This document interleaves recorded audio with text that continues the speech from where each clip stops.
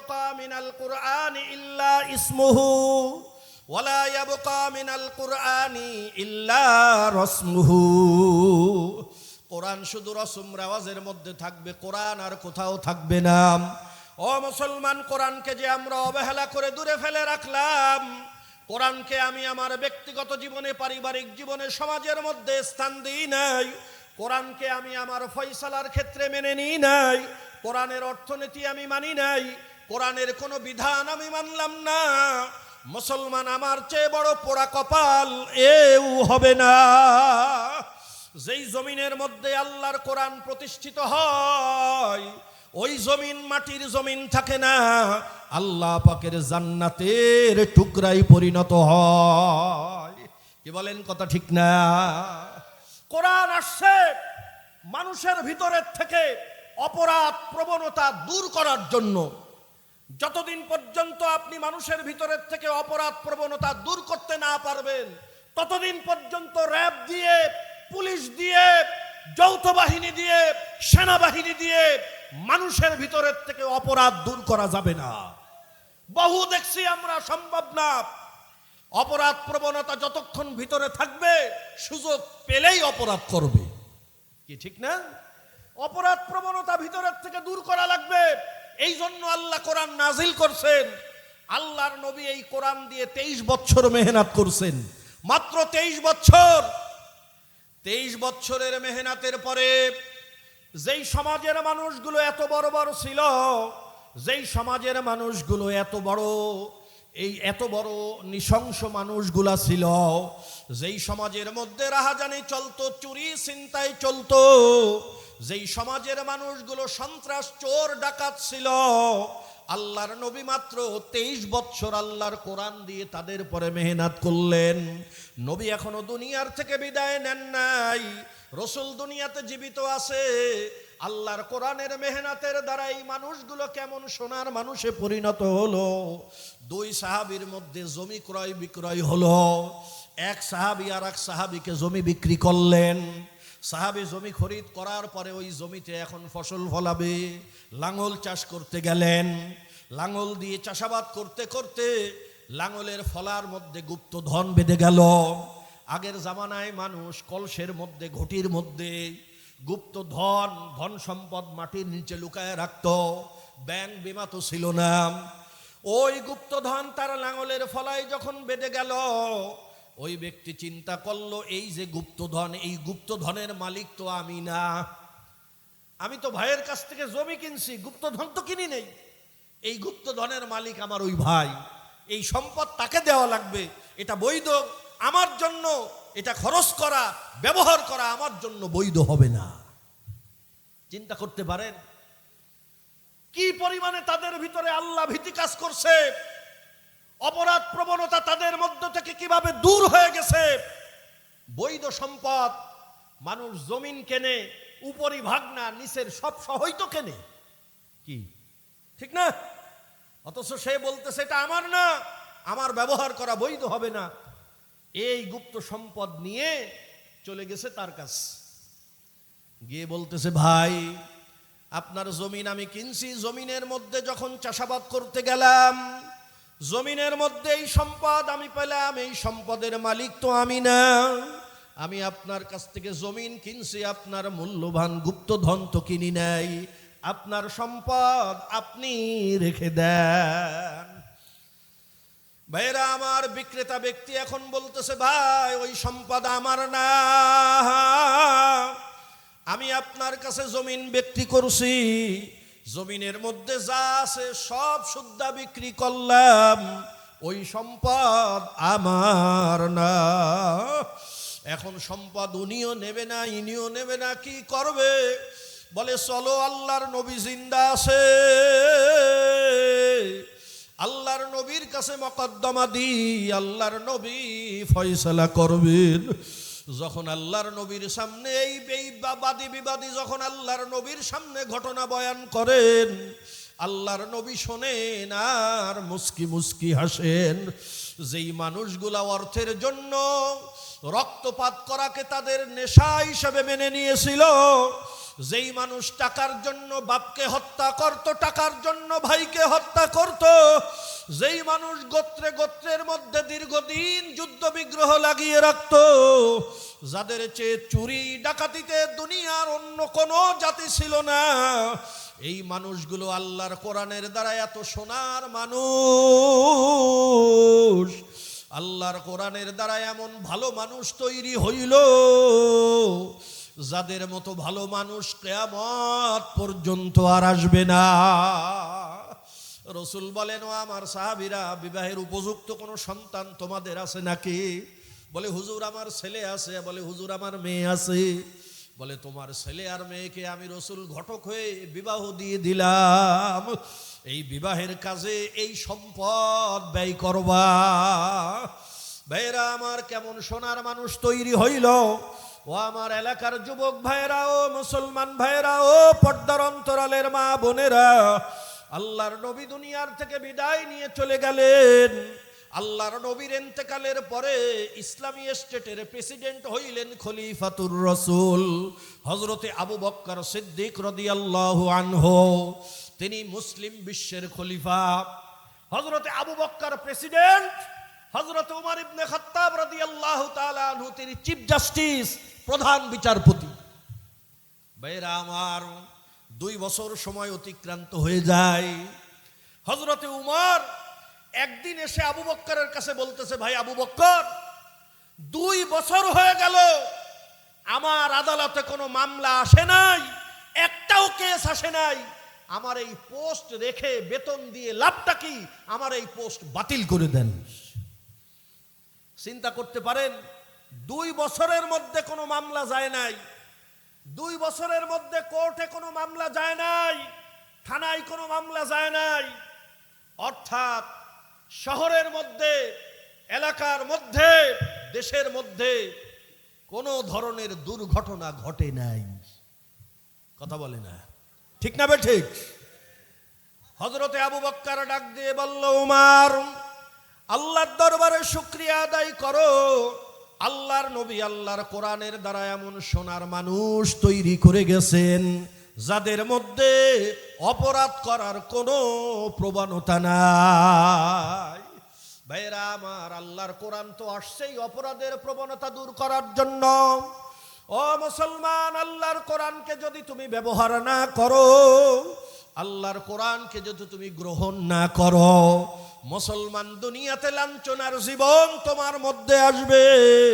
ওয়াউমাল কিয়ামাতি ইউরাদ্দুনা ইলা আশাদ্দিল আযাব, কিয়ামতের ময়দানে আল্লাহর আদালতে কঠিন শাস্তির সম্মুখীন হওয়া লাগবে আল্লাহর কোরআনকে অবহেলা করলে।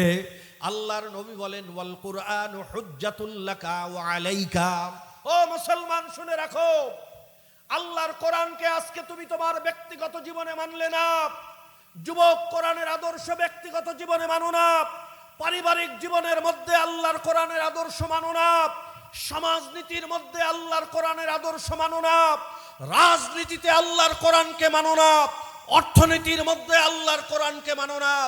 রাসূল বলেন, হুজ্জাতুল লাকা ওয়া আলাইকা। কিয়ামতের ময়দানে যখন তুমি উঠবা, এই কোরআন হয় তোমার পক্ষে সাক্ষী দেবে, অথবা তোমার বিপক্ষে আল্লাহর আদালতে মামলা দায়ের করবে।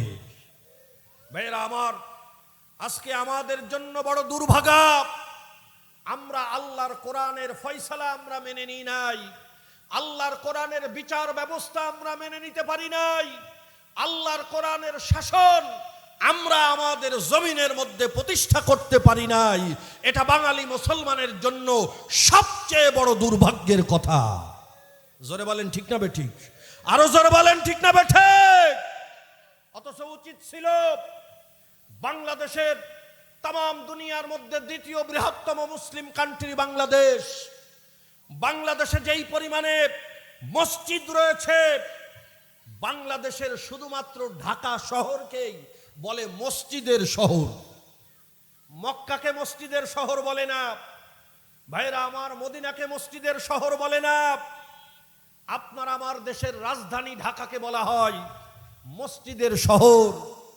যেই দেশের মধ্যে এত আলেম, এত তুলামায়ে জাম, এত উলামায়ে কেরাম, এত পীর, এত তবলিগ, এত খানকা, এত দাড়িওয়ালা, এত টুপিওয়ালা মানুষ, সেই দেশের মধ্যে উচিত ছিল সবার আগে এই দেশের সমাজ ব্যবস্থা, রাষ্ট্র ব্যবস্থা হবে আল্লাহর কোরআনের দ্বারা। কিন্তু আমরা এটা মানি নাই। আজকে যদি আল্লাহর কোরআনের শাসন আমরা মেনে নিতাম, কি পেতাম? ইসলামী সমাজ ব্যবস্থা যদি আমরা মেনে নিতাম, কি পেতাম আমরা? ইসলাম না মানার কারণে কি হারালাম? ভাইরা আমার, খুব ভালো করে মনে রাখেন, ইসলাম, আল্লাহর কোরআন যেই সমাজের মধ্যে প্রতিষ্ঠিত হয়, ইসলাম, আল্লাহর কোরআন ওই সমাজের দরিদ্রতা, অভাব দূর করার জন্য এই সমাজে প্রতিষ্ঠিত হয়। ইসলাম আল্লাহ পাক নাজিল করছেন মুসলমানেরা দুনিয়ার মধ্যে না খেয়ে থাকবে এজন্য না। ও গরিব মুসলমান, ভালো করে শুনে রাখো, রিকশাওয়ালারা ভালো করে শুনে রাখো, এখান থেকে 20 বছর আগেও রিকশা চালাতেন, এখনো রিকশা চালান, ভাগ্যের পরিবর্তন হয় নাই। অথচ আপনি মুসলমান, আল্লাহর কোরআন আপনার মধ্যে রয়েছে, কেন আপনার ভাগ্যের পরিবর্তন হবে না? কেন আপনি এখনো দুর্বিষহ জীবন যাপন করবেন? আল্লাহর কোরআন, ইসলাম আপনার সামনে রয়েছে। ভাইরা আমার, আল্লাহ পাক রব্বুল আলামিন এই কোরআনের মধ্যে মুসলমানদের জন্য যে অর্থ ব্যবস্থা আল্লাহ পাক নাজিল করছেন, মুসলমান আমরা আল্লাহ পাকের এই অর্থ ব্যবস্থাকে আমরা ছেড়ে দিয়েছি। আমরা মানুষের তৈরি করা পুঁজিবাদকে গ্রহণ করলাম, আমরা সুদভিত্তিক অর্থ ব্যবস্থাকে মেনে নিয়েছি।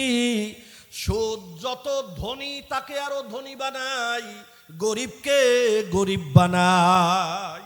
ঠিক না বে ঠিক? সুদ দেয় কারা? গরিবরা না বড় লোকেরা? কথা বলেন। সুদ দেয় বড় লোকেরা, নেয় কারা? গরিব নেয়। গরিব নেয়। গরিব সুদ নিল, বড় লোককে টাকা দিল, বড় লোক তো বড় লোক হয়েই আছে, সুদের টাকা দিল গরিবকে, গরিবের কাছ থেকে সুদ নিয়ে বড় লোকের মাল আরো বাড়তেছে, আরো সুদ দেওয়ার কারণে ওর মাল কমতেছে। কি ঠিক না?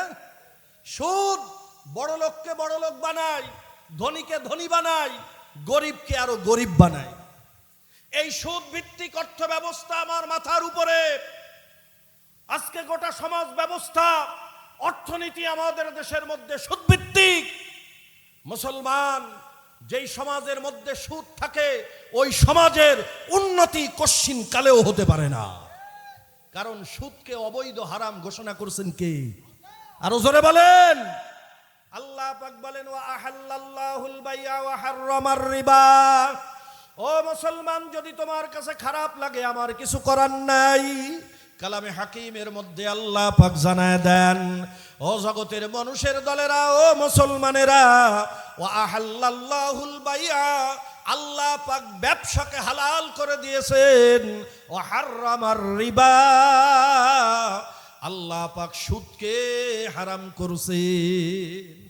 ভাইরা আমার, সুদ ভিত্তিক অর্থ ব্যবস্থা হারাম, এটা আল্লাহ পাক আমাদের জন্য হারাম করে দিয়েছেন।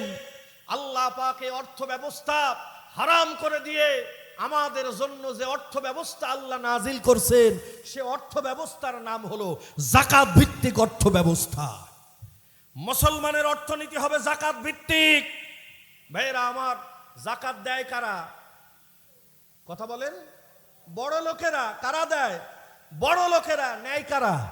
গরিবেরা নেয়।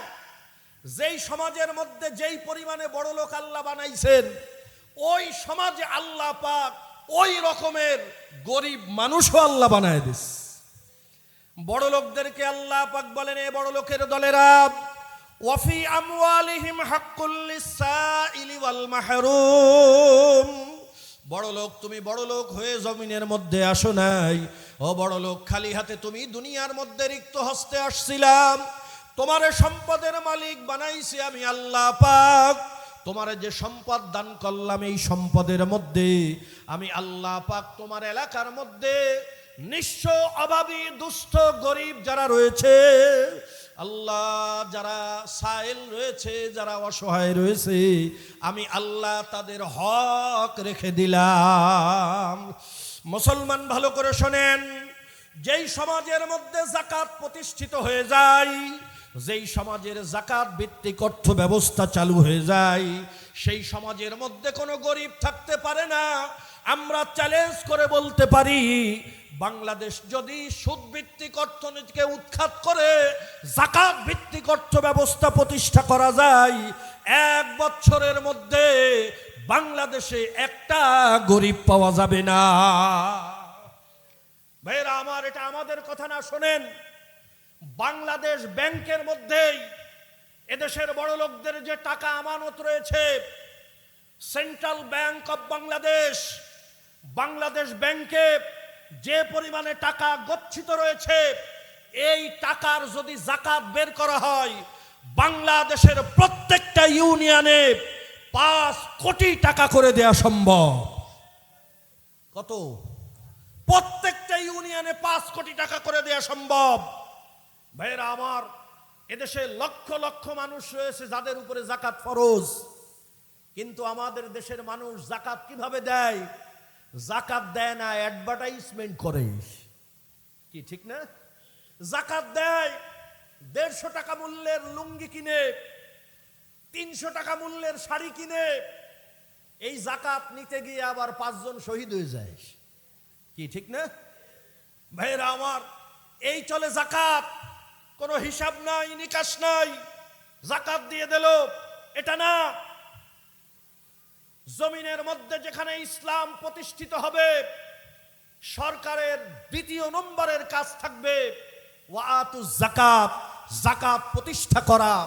ভাইরা আমার, এই যাকাত যারা পাবে, ধনীদের কাছ থেকে এই সম্পদ বের করে রাষ্ট্রের পক্ষ থেকে গরিবদেরকে এই যাকাত দিয়ে গরিবের অভাবীর অভাব দূর করা, এটা আল্লাহ পাকের কোরআনের অর্থনীতি, ইসলামের আইন। এটা ইসলাম কখনো গরিব অবস্থায় মুসলমান দুনিয়াতে জীবন করবে সে ব্যবস্থা ইসলাম রাখে নাই। ইসলামের অর্থনীতি সম্পূর্ণ গরিবের জন্য, কিন্তু আমাদের দেশের গরিব মুসলমান ইসলামকে মানে না, ইসলাম মানে না। শুধুমাত্র যাকাতের কথা বললাম। ভাইরা আমার, রোজার ঈদে যাওয়ার আগে আপনারা ফেতরা দেন, দেন না? ফেতরা দেন। এই ফেতরা কি বড় লোকদের দেন না গরিবদেরকে দেন? কথা বলেন। ফেতরা গরিবের জন্য, যাকাত গরিবের জন্য, উসর গরিবের জন্য, দান খয়রাত গরিবের জন্য। সব ব্যবস্থা আল্লাহ গরিবের জন্য রেখে দিয়েছে, কিন্তু ইসলাম না মানার কারণে সমাজের থেকে এই অভাবের অশান্তি দূর হয় না। ইসলাম যদি প্রতিষ্ঠিত হয়, 1 বছর, মাত্র 1 বছর, 1 বছর পরে দেখবেন বাংলাদেশে আর কোনো গরিব মানুষ পাওয়া যাবে না, যাকাত নেওয়ার মতো একটা মানুষও পাওয়া যাবে না। এটা আমাদের বানোয়াতি কথা বলতেছি না। ইসলামী খেলাফত, ইসলামের ইতিহাস সাক্ষী। ওমর ইবনে আব্দুল আজিজ রহমাতুল্লাহ আলাইহি যখন খলিফাতুল মুসলিমিন, গোটা মুসলিম বিশ্বের খলিফা ওমর ইবনে আব্দুল আজিজ রহমাতুল্লাহ আলাইহির জামানায় যাকাত নেওয়ার মতো ইসলামী স্টেটে একজনও পাওয়া যায় নাই, একজনও পাওয়া যায় না। অথচ আমরা ইসলাম বাদ দিয়ে গণতন্ত্রের পিছনে দৌড়াই, পুঁজিবাদের পিছনে দৌড়াই। আমরা মনে করি ইসলাম দ্বারা দেশ চালানো যায় না। ভাইরা আমার, ও মুসলমান, খুব ভালো করে শুনে রাখো, আজকে আমাদের দেশের বিচার ব্যবস্থা, মামলা করলে মামলার রায় হয় 25 বছর পরে। কি হয় না? হয় না? মামলা করলে মামলার রায় হয় 20 বছর পর, 1 যুগ পর। এই 20 বছর, 25 বছর, 1 যুগ, এই মামলা টেনে নেওয়া, এটা কি সবার জন্য সম্ভব? তারিখ পড়লেই টাকা, উকিলে টাকা দাও, অমুক জায়গা টাকা দাও, তমুক জায়গা দাও। মল্ল আমার বাপ, বিচার চাইতে গেলাম, সে জায়গা যায়ও দেওয়া লাগবে টাকা। ঠিক না বেঠিক? ভাইরা আমার, এটা হলো এই গণতন্ত্রের বিচার। ব্রিটিশদের ফেলে রাখা আইন হলো এই, এটাই মেনে নিয়েছি আমরা। অথচ আল্লাহর কোরআন বলতেছে কিসের 20 বছর, কিসের 25 বছর? আসরের পরে অপরাধ সংগঠিত হয়েছে, এশার মধ্যেই বিচার করে দাও, এশার মধ্যেই বিচার করো। সাক্ষী প্রমাণ রয়েছে তুমি হত্যা করেছো, দেখেছে সাক্ষী প্রমাণ রয়েছে, আর কোনো কাল বিলম্ব করা যাবে না। যেইভাবে তুমি হত্যা করেছো সেইভাবে তোমাকেও হত্যা করা হবে। তুমি যেভাবে গুলি করে হত্যা করছো, লোকের সম্মুখে তোমাকেও গুলি করে হত্যা করা হবে। তুমি যেভাবে জবাই করে হত্যা করেছো, তোমাকেও জবাই করে হত্যা করা হবে। তুমি যেভাবে পাথর নিক্ষেপ করে মেরেছো, তোমাকেও এই রকম পাথর নিক্ষেপ করে হত্যা করা হবে। একটা বিচার যদি এই রকম করে দেওয়া যায়, আর কোনো দুঃশাসন আর বাংলার জমিনে থাকবে না। এটা হলো আল্লাহর কোরআন।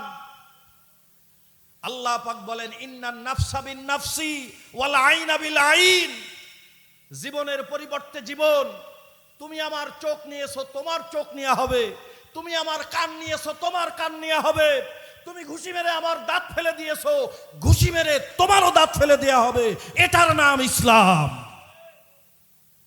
বর্তমান বিচার ব্যবস্থায় যার মামু খালুর জোর আছে, যার টাকার পাওয়ার আছে, বিচার তার পক্ষে চলে যায়।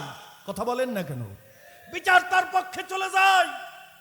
এই পচা গান্দা বিচার বছরের পর বছর এই ব্যবস্থা আমাদের দেশে চলতেছে, অথচ মুসলমান এর থেকে বের হওয়ার কোনো চেষ্টাটুকু আমাদের মধ্যে নাই। ভাইরা আমার, আল্লাহর কোরআন অনুযায়ী যদি বিচার ফয়সালা করা হয়, ও মুসলমান, আল্লাহর কসম করে বলতে পারি, জমিনের মধ্যে একটা দুর্নীতি হবে না, একটা দুর্নীতি হবে না। লম্বা লম্বা উদাহরণ দেওয়ার সময় আমার হাতে নাই, আপনাদেরও ধৈর্য হবে না। একটা মাত্র উদাহরণ আপনাদেরকে দিব। আল্লাহর কোরআনের ফয়সালা, আল্লাহর কোরআনের বিচার কিভাবে দুর্নীতিকে দমন করে, অবৈধ কাজ দমন করে, আল্লাহর কোরআন একটা মাত্র উদাহরণ দেব, শুনে রাখেন। ভাইরা আমার, আমাদের দেশে যত অশান্তি রয়েছে, এই অশান্তিগুলোর মধ্যে চরম অশান্তি হলো আমাদের মালের নিরাপত্তা নাই। আছে নাকি? জোরে কন। চতুর্দিকে চুরি আর চুরি, চুরি আর চুরি চলতেছে। চুরির ভয়ে মানুষ অর্থ নিয়ে রাস্তায় নামতে পারে না। মানুষের মোবাইল চুরি হয়, স্যান্ডেল চুরি হয়, পকেট মার হয়, ঘরের ভিতরের থেকে গ্রিল কেটে, ক্লাব সাপল কেটে, দরজা ভেঙ্গে মাল চুরি করে। আছে না নাই? চোরের হাত থেকে, লোকাল চোরের হাত থেকে বাঁচার জন্য টাকাগুলা নিয়ে ব্যাংকের ভিতরে রাখি। মাশাআল্লাহ, ব্যাংক যারা প্রতিষ্ঠা করছেন এরা তো মোস্ট ওয়ান্টেড বড় বড় চোর। কথা কয় না? বিগত 16 বছরে 95,000 কোটি টাকা ব্যাংক থেকে চুরি করে নিয়ে চলে গেছে। ব্যাংকেও নিরাপত্তা নাই। কি ঠিক না? এই পরিমাণে চুরি চলতেছে। ভাইরা আমার, স্বাধীনতার পর থেকে নিয়ে শুরু করে দীর্ঘ 54টা বছর স্বাধীনতার সময় দুনিয়াতে আমরা ছিলাম না, মুরব্বীরা ছিলেন, তারা দেখছেন আজও পর্যন্ত যেই ক্ষমতায় আসুক না কেন চুরি দমন করতে পারে নাই। কি পারছে? চোরকে ধরে যে আইন অনুযায়ী চোরের ফয়সালা করা হয়, চোরকে ধরে জেলখানার মধ্যে দেওয়া হয়। বাংলাদেশে এমন কোন রেকর্ড নাই জেলখানার থেকে চোর তওবা করে আল্লাহর ওলি হয়ে ফিরছে, কোনো প্রমাণ এরকম নাই। বরঞ্চ জেলখানার থেকে চোর ডাকাত হয়ে ফেরে। আরো জোরে আওয়াজ দেয়া লাগবে, জোরে বলেন ঠিক না বেঠে? জেলখানার থেকে ডাকাত হয়ে ফেরে। কিন্তু মুসলমান, যেই কোরআন আল্লাহ তোমার পরে নাজিল করছেন, যেই কোরআনের তেলাওয়াত তুমি করো, যেই কোরআন মেনে তুমি মুসলমান হয়েছো, যেই কোরআনের আইন মেনে তুমি মুমিনের দাবিদার, ওই কোরআনের মধ্যে চোর দমন করার জন্য তোমার পরওয়ারদিগার, তোমার খালেক কি ফয়সালা দিয়েছে তুমি সেটা জানো না। তুমি যদি জানতা, তুমি যদি দেখতে পেতা, এই ফয়সালার বাইরে তুমি যেতে না। আল্লাহ পাক ডাক দিয়ে বলেন, শোন, সমাজের মধ্যে এক শ্রেণীর মানুষ থাকবে, যত ওয়াজ করি চোর চুরি ছাড়বে না। ছাড়বে নাকি জোরে কন? ফাঁক পাইলে প্রধান অতিথির মোবাইলটাও চুরি করবে। করে না? করে না? আল্লাহু আকবার। এমপি উপদেষ্টার ফোন চুরি করে নিয়ে যায়, বড় নেতার সমাবেশ থেকে ফোন চুরি হয়। হয় না? হয় না? চোর ছাড়ে না কাউরি।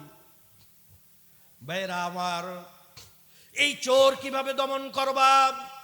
আল্লাহ পাক ডাক দিয়ে বলেন, আস-সারিকু ওয়াস-সারিকা ফাকতাউ আইদিয়াহুমা। আমার বানানো কথা বলি না, আমার দলের কথা বলি না, আমার লিডারের কথা বলি না।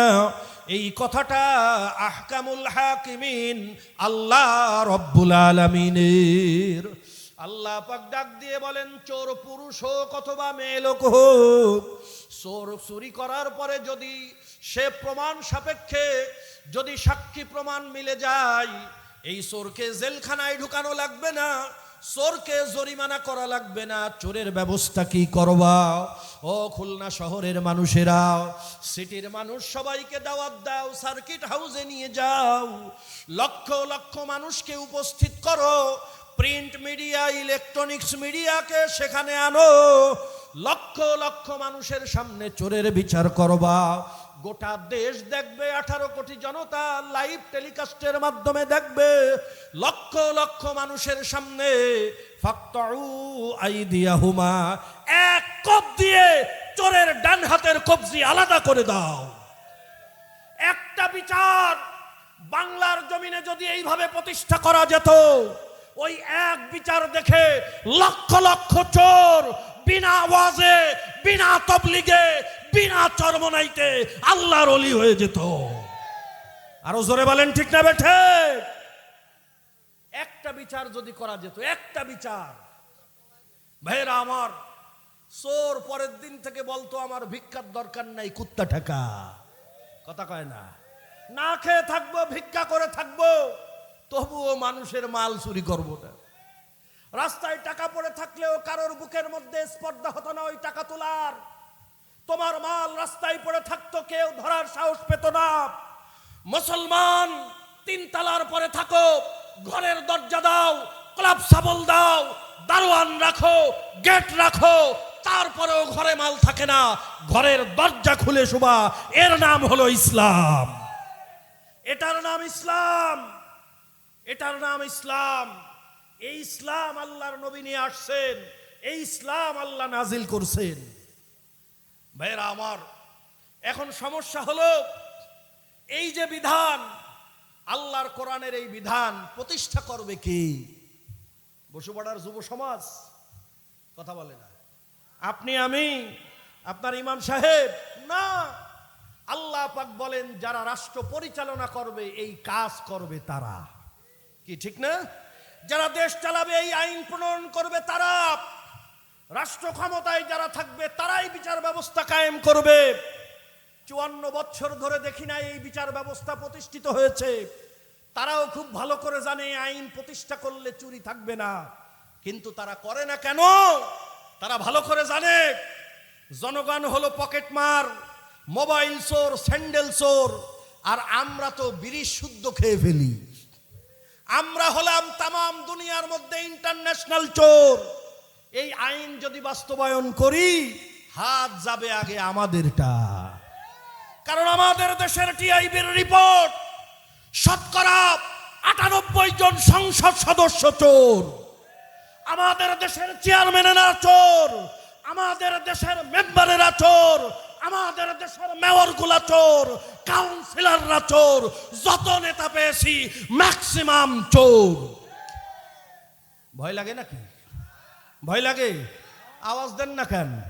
মিথ্যা বলছি নাকি? না, বাস্তব এটাই। ভাইরা আমার, চোরকে দিয়ে চোরের আইন পাশ করানো যায় না।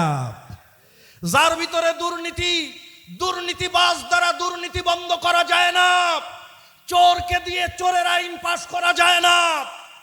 ভাইরা আমার, দুর্নীতি বন্ধ করতে হলে যারা দুর্নীতি করে না তাদেরকে লাগবে। চুরি বন্ধ করতে হলে যারা চুরি করে না তাদেরকে লাগবে। এগুলো বোঝেন না? 54 বছর না বুঝার কারণে এই অবস্থা হয়েছে। এখনো যদি না বোঝেন আরো 54 বছর চলে যাবে, শান্তির লেশমাত্র পাবেন না। মনে হবে এই কবরটা আমার ভাইয়ের না হয়ে যদি আমার হতো, বড় খুশনসিব হতো আমার, বড় খুশনসিব হতো আমার। মুসলমান, এই জন্য এখন সময় এসেছে, আল্লাহ পাক বলেন ইন্নাল্লাহা লা ইউগাইয়িরু মা বিকাউম হাত্তা ইউগাইয়িরু মা বিআনফুসিহিম। নিশ্চয়ই আল্লাহ পাক কোন জাতির ভাগ্যের পরিবর্তন ততক্ষণ পর্যন্ত করেন না যতক্ষণ না তারা নিজেরা নিজেদের পরিবর্তন না ঘটায়। ও মুসলমান, অশান্তির মধ্যে যুগের পরে যুগ আমাদের চলে গেছে। এই অশান্তির মধ্যে আমরা আর থাকতে চাই না। রাজি আছেন সবাই? কারা কারা রাজি আছেন আল্লাহকে হাত দেখান। অশান্তিতে জীবন যাপন করতে চাই না, গরিবী হালতে জীবন যাপন করতে চাই না, জান মালের নিরাপত্তা থাকবে না, এরকম জীবন আমরা চাই না। কথা ঠিক না বেটে? আল্লাহ পাক বলেন যদি পরিবর্তন হতে চাও নিজেরা নিজেদের পরিবর্তনের জন্য চেষ্টা করো। যেই জাতি নিজেরা নিজেদের ভাগ্যের পরিবর্তনের জন্য মেহনত করবে, আমি আল্লাহ তাদের ভাগ্যের পরিবর্তন করে দেব। ও মুসলমান, জুলুম থেকে বাঁচার জন্য, অত্যাচার থেকে বাঁচার জন্য, জানের নিরাপত্তা, মালের নিরাপত্তা, স্ত্রী মেয়েদের নিরাপত্তার জন্য, দ্রব্যমূল্যের মূল্য কম করার জন্য, শান্তিতে বসবাস করার জন্য মুসলমান যদি পরিবর্তন হতে পারো, আল্লাহ পাকের ওয়াদা, আল্লাহ পরিবর্তন ঘটায় দেবেন। এটা আল্লাহর ওয়াদা, আল্লাহ দেবেন দেবেন ইনশাআল্লাহ। কাজেই আমরা মুসলমান, আমরা ইসলামের বাইরে যাব না। কথা বলেন, আমরা মুসলমান ইসলামের বাইরে যাব না। আমরা মুসলমান আল্লাহর কোরআনের বাইরে যাব না। যারা ইসলাম নিয়ে আমাদের সামনে আসবে আমরা তাদের পক্ষে থাকব। কথা কয় না? আরো জোরে বলেন। আমরা ইসলাম নিয়ে যারা আসবে তাদের পক্ষে থাকব। যারা ইসলাম নিয়ে আমাদের সামনে আসবে না, আমরা মুসলমান তাদের আগেও নাই পিছেও নাই। কি রাজি আছেন? মনে থাকবে তো ইনশাল্লাহ? নাকি এই মাঠের মধ্যে কথা থুয়ে বাড়ি যাবেন? মুসলমান ইসলামের পক্ষে থাকব, আমিও ইসলামের পক্ষে থাকব, আমার স্ত্রী ইসলামের পক্ষে থাকবে, আমার ছেলে মেয়ে ইসলামের পক্ষে থাকবে, আমার পাড়াপড়শি ইসলামের পক্ষে থাকবে। ইসলাম ব্যতীত কিছু বুঝি না। শোনেন, ইসলাম ব্যতীত যদি কিছু না বোঝেন, আপনার কবরের মধ্যে যে 3টা প্রশ্ন হবে, সেই প্রশ্নের একটা প্রশ্ন থাকবে কিন্তু ইসলাম সম্পর্কে। কি থাকবে না? থাকবে না? কবরের মধ্যে তোমারে প্রশ্ন করা হবে মার রব্বুক। ও আল্লাহর বান্দা, বলো তোমার রব কে, তোমার প্রতিপালক কে? ও আল্লাহর বান্দা বলো ওয়ামা দীনুকা, তুমি কোন আদর্শ জমিনের মধ্যে তুমি বাস্তবায়নের চেষ্টা করছো, কোন আদর্শ তুমি জমিনের মধ্যে মেনে আসছো, তোমার জীবন পরিচালনা করার জন্য কাদেরকে তুমি মানছো? আল্লাহ যারা ইসলাম মানে না, ইসলাম অনুযায়ী তুমি স্লোগান দাও না, ইসলাম অনুযায়ী তুমি রাজনীতি করো না, আল্লাহর নবীর আদর্শ তোমার কাছে ভালো লাগে না, আল্লাহ দুর্নীতিবাজ চোর বাটপারদেরকে তুমি নেতা মানছো, ও মুসলমান, কবরের মধ্যে ফেরেশতার প্রশ্নের জবাব কি দিবা? কি দেবে? আল্লাহর নবী তাও জানায় গেছেন। যারা ইসলাম অনুযায়ী চলবে, আমি ইসলাম ছাড়া কিছু বুঝি না, আমার ব্যক্তিগত জীবনে মানব ইসলাম, পারিবারিক জীবনে মানব ইসলাম, আমার সমাজ ব্যবস্থায় মানব ইসলাম, আমার অর্থনীতির মধ্যে মানব ইসলাম, আমার রাজনীতি হবে ইসলাম, জীবনের সব ক্ষেত্রে ইসলাম মানবে।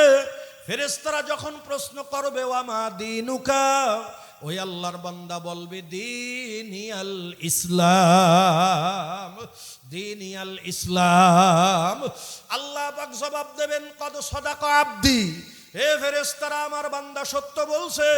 ফাফরিশুহু মিনাল জান্নাহ ওয়াবলিসুহু মিনাল জান্নাহ ওয়াফতাহু লাহু বাবান ইলাল জান্নাহ।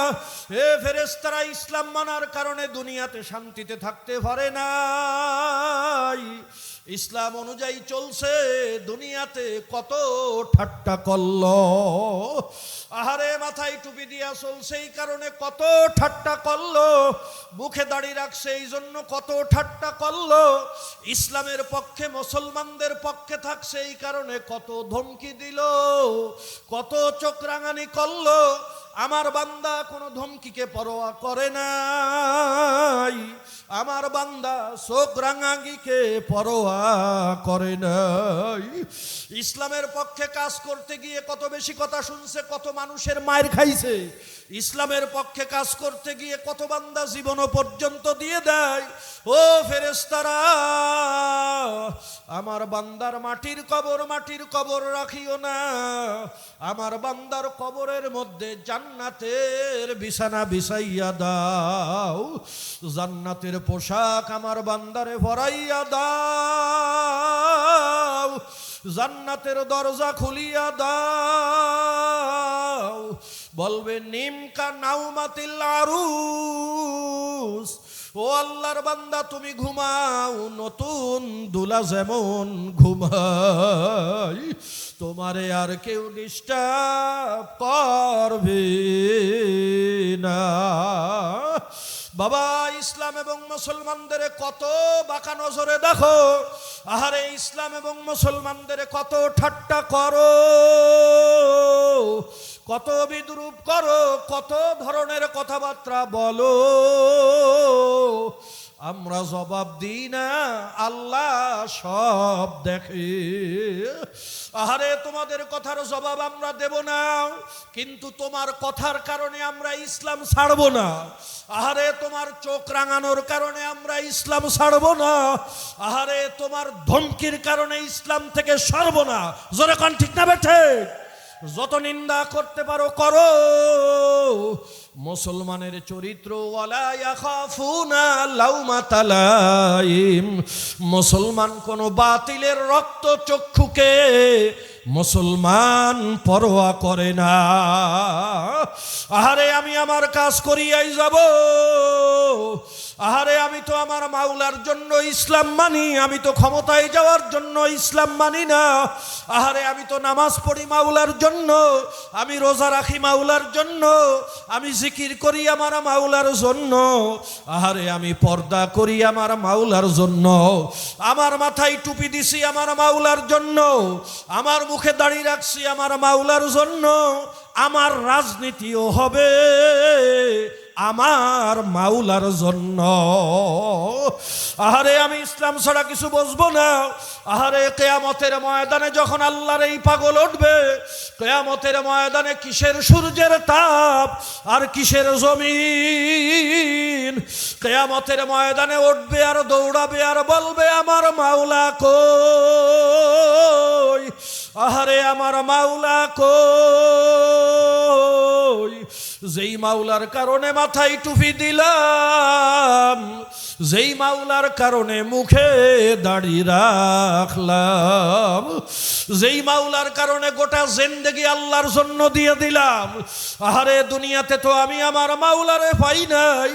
আমার মাওলা ওয়াদা করছে কিয়ামতে দেখা দেবে, আমার মাওলা কই। আল্লাহ পাক রব্বুল আলামিন ৭০,০০০ নূরের পর্দা উঠাইয়া আমার মাওলাই ডাক দেবে, আয় আয় আয় আমার পাগলেরা, আমি মাওলাই তোদের আর ঘুরাইব না। ইয়াউমা ইউকশাফু আন সাক ওয়া ইউদআউনা ইলাস সুজুদ। আল্লাহ পাক কুদরতি পা বাহির করিয়া দেবেন। আল্লাহ পাক বলবেন দুনিয়াতে এত সেজদা দেছো আমি মাওলারে দেখো নাই, আজকে আমি আমার কুদরতি পা বাহির করিয়া দিলাম, আমার পায়ের পরে সেজদা দে। আল্লাহর পাগলেরা মাওলার কুদরতি পায়ের পরে সেজদা দেবে। এক সেজদায় কিয়ামত কায়েম হইয়া যাবে। ও আমার যুবক ভাইরা, আমরা আপনাদের দুশমন না, আমরা আপনাদের শত্রু না। মুসলমান ওলামা একরাম যা বোঝে আপনি তা বুঝবেন না। কারণ আল্লাহ পাক আমাদেরকে দুইটা চক্ষু আল্লাহ দিছে, যা আপনাদেরকে দেয় নাই। একটা হইল আল্লাহর কোরআনের চোখ, দ্বিতীয় নম্বর হইল রসুলের আদর্শের চোখ। কোরআন সুন্নাহর নজর আল্লাহ সাধারণ আপনাদেরকে দেয় নাই, আল্লাহ আমাদেরকে দিছে। আজকে সামান্য ক্ষমতার জন্য, সামান্য পাওয়ারের জন্য, সামান্য টাকার জন্য, পাওয়ার দেখানোর জন্য তুমি ইসলামকে দূরে ফেলায় দিয়া গণতন্ত্রের পিছনে দৌড়াইলা, দুর্নীতিবাজের পিছনে দৌড়াইলা, আজকে তুমি চোর বাটপারদের পিছনে দৌড়াইলা। আল্লাহ পাক জানায় দিছেন, ও আলেম সমাজ, আমার বান্দাদেরকে জানায় দাও, ইয়াউমা নাদউ কুল্লা উনাসিম বিইমামিহিম। দুনিয়াতে যে যাকে নেতা মানবে, দুনিয়াতে যে যাকে নেতা মানবে, কিয়ামতের ময়দানে ওই নেতার সাথে তার হাসর হবে। ভাইরা আমার, যদি তুমি ইসলামী আদর্শ মানতে পারো, তোমার আমার হাসর হবে আল্লাহর নবীর সাথে। জোরে কোন কথা ঠিক না? তুমি গণতন্ত্র মানবা, আব্রাহাম লিঙ্কনের সাথে হাসর হবে। সমাজতন্ত্র মানবা, মাও সেতুং এর সঙ্গে হাসর হবে। তুমি ধর্মনিরপেক্ষতাবাদ মানবা, কামাল আতাতুর্কের সাথে তোমার হাসর হবে, আল্লাহর নবীর সাথে হবে না। এটাই আল্লাহর কোরআনের বিধান। এই জন্য আমাদেরকে শত্রু ভেবে লাভ নাই, আমাদের বিরুদ্ধে অবস্থান করে লাভ নাই। আমাদের এই জবানকে আল্লাহর কোরআনের কথা বলা বন্ধ করতে কেউ পারে নাই, পারবেও না। আল্লাহর বান্দাদেরকে সতর্ক আমরা করেই যাব, আল্লাহর বান্দাদেরকে আল্লাহর কোরআনের দিশা আমরা দিয়েই যাব, আল্লাহর ইসলামের পথ আমরা দেখায় যাব। ইনশাআল্লাহ এ জাতি একদিন ফিরবে, এ জাতির ঘুম একদিন ভাঙবে, ইসলাম এই জমিনে কায়েম হবে। ইনশাআল্লাহ হবেই হবে। আপনারা কি বলেন? হবে না? হবে না? হবে না? হবে না? সেদিন বেশি দূরে নয়, অচিরেই এই বাংলা হবে ইসলামের বাংলা। কথা কয় না? ইসলামের বাংলা হোক আমরা চাই না, চাই না? জোরে বলেন, চাই না, চাই না? ইসলামের বাংলা হিসেবে আল্লাহ আমার এই সোনার বাংলাকে কবুল করুন। আমার এই জন্য আমরা হাত তুলছি, ইনশাআল্লাহ ইসলামের পক্ষেই আমরা থাকব। জীবন যদি চলে যায়, কি কথা কয় না, জীবন চলে গেলেও যাবে, ইসলাম ছাড়বো না। কি ঠিক না বেঠিক? সামান্য 500 টাকা, 1000 টাকার জন্য আমার ইমান আমি বিক্রি করতে রাজি নাই। কথা কয় না? আরে টাকা দিয়ে গরু ছাগল কেনা যায়, ইমানদারের ইমান কেনা যায় না। কি ঠিক না? আল্লাহ আমাদেরকে তৌফিক দান করুক, সকলে বলি আমিন।